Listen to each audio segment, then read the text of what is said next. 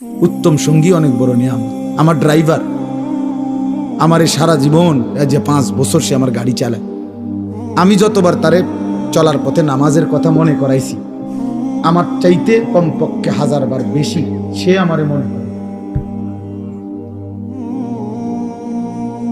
ঠিক এই 5 ওয়াক্ত নামাজের জন্য তার খেয়াল জামাত ধরার প্রতি আমার চাইতে 100 গুণ বেশি, 100 গুণ বেশি। আলহামদুলিল্লাহ, আল্লাহর দয়া। আমি তো মনে করি আল্লাহ পাকের মেহেরবানি। এই বছর এই যে আগামী শুক্রবার আমার উমরার ফ্লাইট, সেও যাবে আমার সাথে। বলছে আমি কেমনে যাবো, আমি কেমনে যাবেন চাইবেন, কেমনে যাবেন আল্লাহ ব্যবস্থা করবো। সে যাবে ইনশাআল্লাহ, তারও ফ্লাইট আমার সাথে, আমার শায়েখের সাথে। এই জন্য বললাম, জাহান্নামী বলবে আল্লাহ আমি ভালো মানুষ পাই নাই।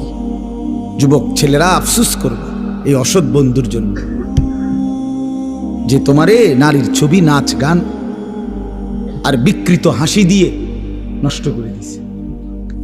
তোমারে কোনো মেয়ের সাথে লাইন করায় দিছে, তোমারে কোনো জুয়ার আড্ডায় শিখায় দিছে, তোমারে কোনো মদের আড্ডায় নিয়ে গেছে।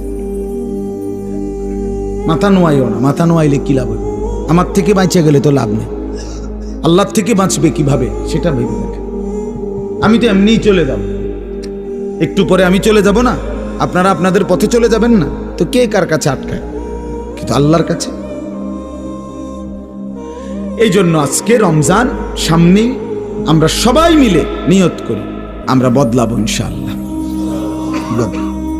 মান লাম ইয়াদা কাওলা যুর ওয়াল আমালা বিহি ফালাইসা লিল্লাহি হাজাতুন আন ইয়াদা তাআমাহু ওয়া শারাবাহু।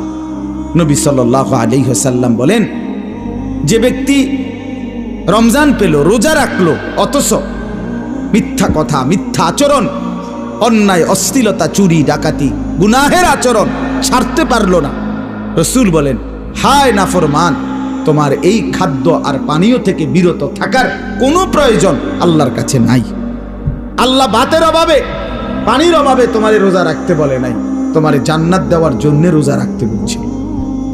তোমারে বলছে লাআল্লাকুম তাত্তাকুন, তোমারে বলছে আমি মুত্তাকি বানাবো বান্দা তোকে, তোর ঈমান আমি নিলাম বান্দা। ইয়া আইয়ুহাল্লাযীনা আমানু, হে ঈমানদারগণ, মানে হলো বান্দা আমি তোমার ঈমান নিলাম, এবার আমি তোমাকে তাকওয়া দেব, লাআল্লাকুম তাত্তাকুন। তাইলে মাঝখানে একটা মাস সময় নিলাম, ঈমান তোমার গ্রহণ করলাম, তাকওয়া তোমাকে দেব।